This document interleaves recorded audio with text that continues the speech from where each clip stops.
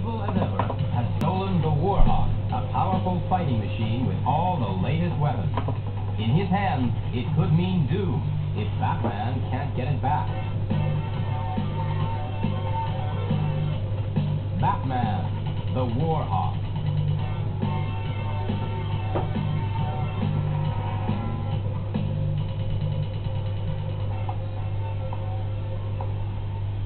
It's the greatest advance we've ever made, Bruce, said Alan Lance, chairman of the board of Gotham Aircraft Company.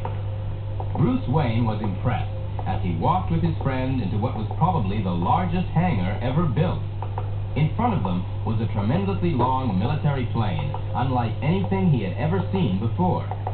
As Bruce and Alan stood at one end of it, they could barely see the other end of the plane. It was as big as that. It's the last word in super scientific, ultra high-tech aviation, Alan went on. We call it the Warhawk. It's nothing less than a flying fortress. Alan was really proud of his company's handiwork. He pressed a button, and a giant hatch slid open silently. The Warhawk can fire nuclear weapons as well, he said. If we were at war, it could even act as a base for the President of the United States. Come and have a look. A gangplank unfolded, and the two millionaires walked up into the Warhawk's great fuselage. Come on, said Alan. I'll show you the cockpit. Bruce could fly a plane himself, but the controls of the Warhawk looked very complicated. I wouldn't know what button to hit first, said Bruce. You wouldn't have to, replied his friend. The Warhawk practically flies itself by computer. As Alan stopped speaking, there were gunshots, and the two men sprang hastily from the cockpit to see where the trouble was. Several guards were firing their pistols at a strangely dressed intruder who kept dodging them.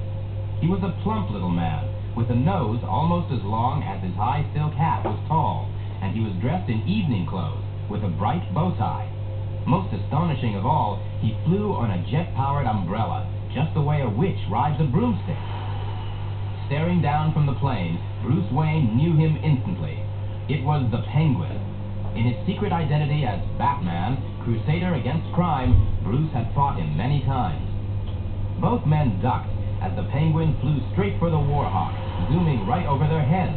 There was no stopping him. Once aboard the plane, the villain touched a secret switch on his trick parasol, and a green, sickly gas began to seep from its tip. Bruce and his friends sank to the floor helplessly as the knockout gas took effect. The last thing Bruce heard as he fell into a deep sleep was the Penguin mumbling to himself. This is only the first step in my journey, said the villain. The first step in the footsteps of Admiral Byrd. Bruce and Alan were dumped outside. Then the gangplank rolled up into its place on the side of the plane. Seconds later, the villain was in the cockpit. The long roof of the hangar slid open automatically as he started the great engines of the Warhawk. The plane took off vertically through the opened roof, and with one burst of speed, it was gone. When Bruce and Alan at last woke up on the floor of the hangar, Alan said anxiously, There were nuclear weapons aboard that plane. How are we going to get it back? Bruce began to make his way back to his private limousine. I think I know someone who can help you, he told Alan, before Alfred, his butler and trusted friend, took him back to Wayne Manor.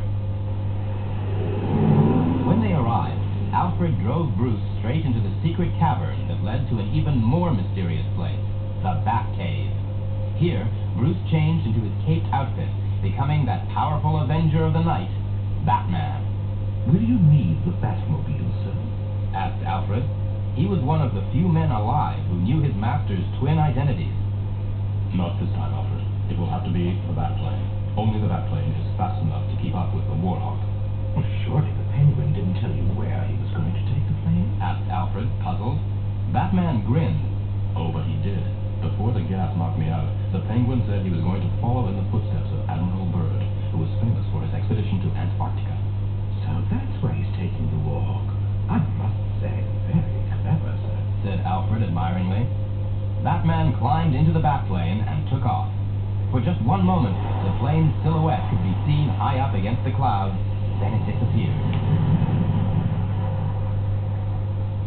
It was not long before Batman was over the Antarctic and gazing down at the huge, bleak continent. He thought, He won't hide from me. His plane will leave a trail of heat, and I can follow it on my infrared screen. Sure enough, he soon found the Warhawk. Batman landed his plane some distance away, behind a huge snowbank, and set out to trudge his way through the deep, deep snow. As he neared the Warhawk, Batman slowed down. In front of him was a huge fortress, something like a medieval castle, carved out of ice. What could it be?